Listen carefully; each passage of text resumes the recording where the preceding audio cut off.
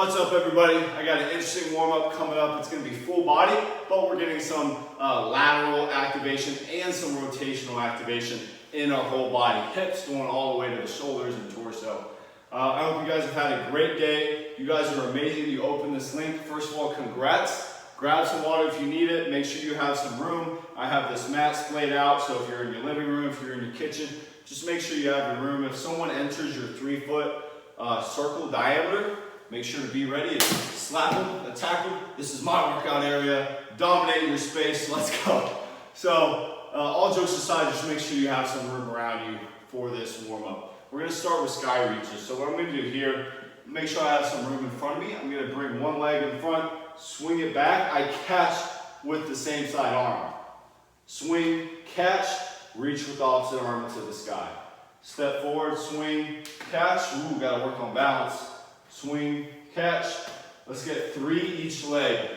Now, if you're swinging and you can't catch, don't worry about it. You can use a wall. You can kind of bend your knee, maybe grab, do whatever you need to do. Once you get right here, just make sure you stand up tall as you get that sky reach.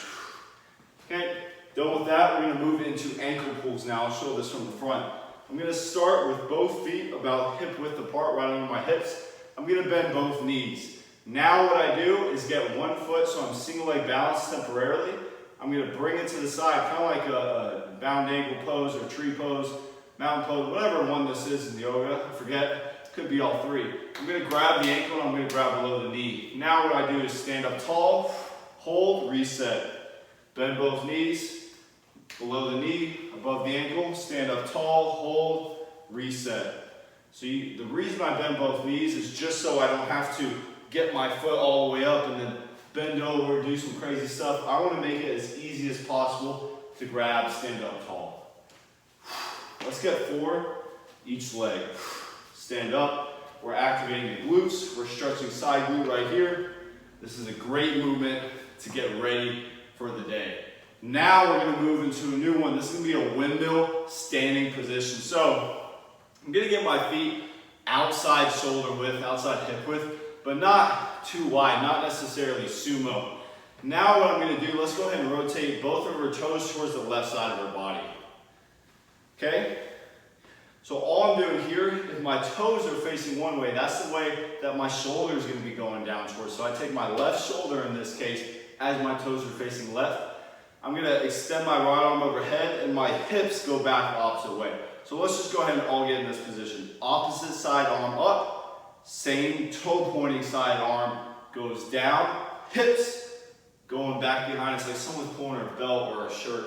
And now I'm just reaching as far down comfortable, bring it back up. Think, I'm not necessarily leading it with my torso, I'm leading it with my hips. So you can almost call this a sideways hinge. Again, arm up, hinging, hinging, hinging. Hips are getting pulled back, reset. I feel the stretch of my hamstring.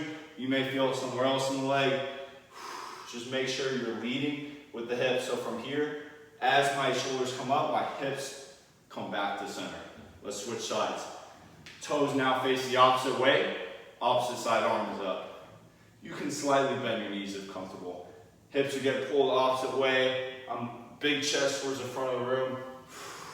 Bring it up. There are variations of doing this where I'm holding a kettlebell on the top arm. This is a great movement for stacking the shoulders. I have to control the weight. I have to control the movement. We may be feeling like we're already controlling the movement. Body weight is still a great variation to work through this. So let's get about 3 or 4 each side. Again, warming up the lateral, a little bit rotational side of the torso too, and the hips. Finally, we're going to end with frog stretch. So what I'm doing here, I'm going to get wide knees, feet flat on the ground, toes facing out. All I'm doing here now is just pushing my hips back. Exhale at the top. We're going to get 5 of these. I'm going to add in an option for these last 2. So that's 3, so 2 more.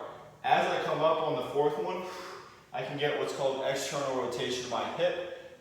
All this means is I'm bringing my foot up towards the wall in front of me. You can see I'm rotating, and just due to what's comfortable. So for me, my left side is a little bit more tight, so I can't go as high. The reason why I like adding this in is not only to add something in, add in another level to it, is because you can kind of see if maybe one side is more loose than the other, like my right versus my left.